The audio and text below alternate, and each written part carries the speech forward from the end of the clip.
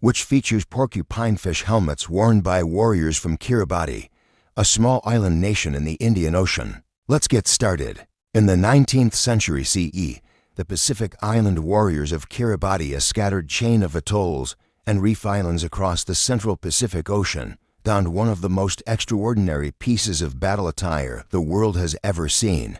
Helmets fashioned from the dried skins of porcupine fish, also known as pufferfish. These headpieces, called tibarantati, were not mere accessories. They were symbols of cultural identity, resilience, and ingenuity, transforming a natural marine creature into both armor and art. The image above vividly captures these helmets spiny, fierce, and almost otherworldly. To modern eyes, they might appear fantastical, even surreal, but in their own context, they represented the fusion of environment, warfare, and spiritual symbolism in Kiribati society. To understand their significance, one must step into the broader cultural landscape of Kiribati during the 18th and 19th centuries, where survival in isolated islands demanded both creativity and courage. The world of Kiribati, life on scattered atolls. Kiribati consists of 33 atolls and reef islands stretched across 3.5 million square kilometers of the Pacific Ocean.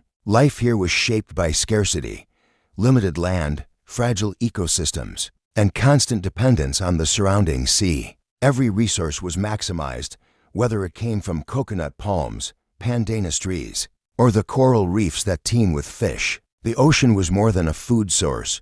It was a living extension of society. Fishing, canoe building, and maritime navigation defined survival and prestige. Unsurprisingly, the sea also shaped warfare. Islanders faced not only environmental challenges, but also inter-community conflicts. Land disputes, rivalries, and competition for resources occasionally escalated into violent clashes. In such battles, armor and weaponry became central to warrior culture. Armor of the Pacific, shark teeth, coconut fiber, and fish skins.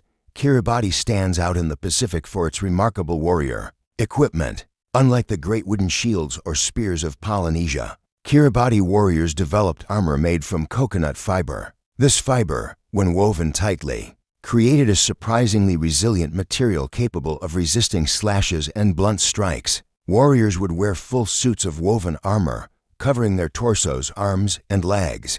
But perhaps the most striking innovation was the helmet made from porcupine fish skins. Known locally as tibarantati, these helmets used the inflated, dried bodies of porcupine fish, marine creatures famous for their natural warrior stance. When threatened, these fish balloon their bodies and extend their sharp spines, making them nearly impossible to swallow. Islanders saw in this creature a natural warrior, armored by evolution itself. By drying and reshaping the porcupine fish, Kiribati armorers turned them into helmets. The fish's spines projected outward, creating a fearsome silhouette, while the toughened skin offered surprising durability. When paired with the woven coconut armor, the warrior presented a formidable figure, bristling with spikes, clad in fiber, and armed with shark-toothed weapons.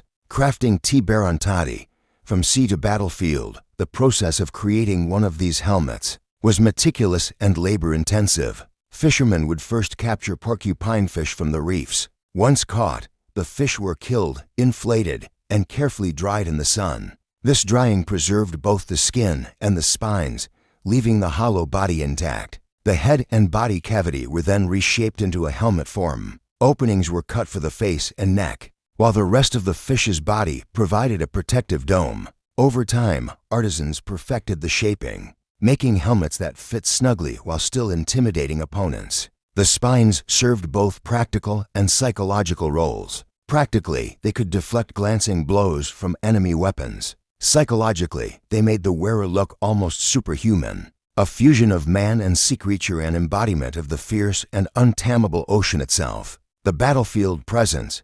Imagine a Kiribati warrior preparing for combat in the 1800s. He dons his thick coconut fiber armor, wrapping his body in layers of woven protection. Then he places the tibarantati helmet upon his head. His silhouette changes instantly, no longer merely human, but now a spiked ball bristling with menace. Armed with long wooden swords edged with sharp teeth, or spears embedded with sharp coral or bone, the warrior was both terrifying and practical in battle. Shark teeth weapons could slash flesh as efficiently as steel, and the armor offered resistance to counter strikes. For enemies facing such a figure, the visual impact was immense. Seeing a line of warriors crowned with spiny fish heads, glinting in the Pacific sun, must have been enough to instill fear before a single blow was struck. Symbolism and spirituality.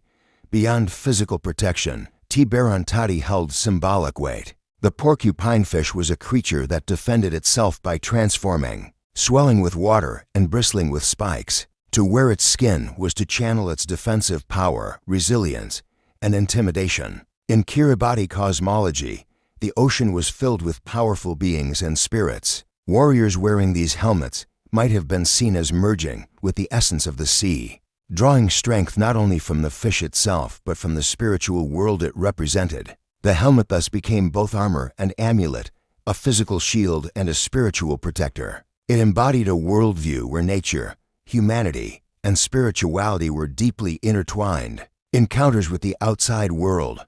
By the 19th century, European explorers and missionaries were encountering Kiribati societies. They were astonished by the warrior attire. To European eyes, the Tiburon-Tati appeared bizarre, almost grotesque, yet undeniably ingenious. Some early sketches and collections of Kiribati armor made their way into European museums, where they fascinated audiences unfamiliar with Pacific warfare traditions. These encounters, however, also brought change. Firearms, new political pressures, and the influence of Christianity gradually reduced the frequency of inter-island warfare. As conflicts declined, the use of traditional armor including Tiburon-Tati faded into history. What remained were memories, artifacts, and the occasional preserved helmet in museums and private collections. Legacy and cultural heritage today. Tiburon-Tati stands as a testament to human creativity and adaptation. In a world without metal,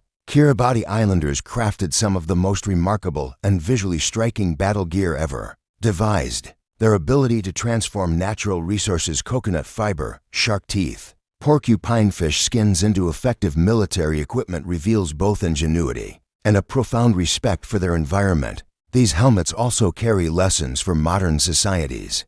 They remind us of the intimate relationship between humans and the natural world, a relationship where survival depended on careful observation, resourcefulness, and symbolism. They also underscore how warfare, while destructive, often spurred remarkable innovations in technology and culture. The visual power of the image. Looking again at the image, the contrast is powerful. On the left, we see the preserved porcupine fish, spiny and rigid. On the right, we see a warrior wearing it as a helmet, his face stern and resolute. This juxtaposition captures the entire story, from sea creature to human warrior, from natural defense to cultural armor. The photographs of these helmets also reveal how alien they appear to us today. In an era accustomed to steel helmets, Kevlar vests, and modern camouflage, the idea of wearing a fish as armor seems almost mythical. Yet, it was entirely real, practical, and deeply meaningful within its cultural context.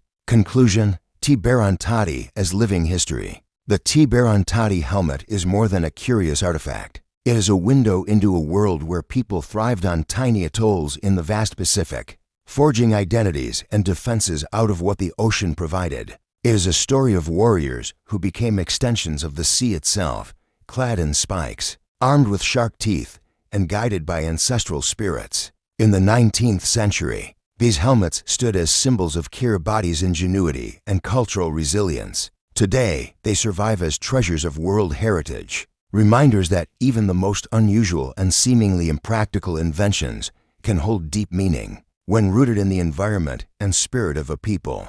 The porcupine fish helmet is at once strange and beautiful, practical and symbolic, a relic of battles past and a testament to human creativity. It embodies the resilience of Kiribati Islanders and ensures that their cultural legacy endures long after the last warrior laid aside his spiny crown.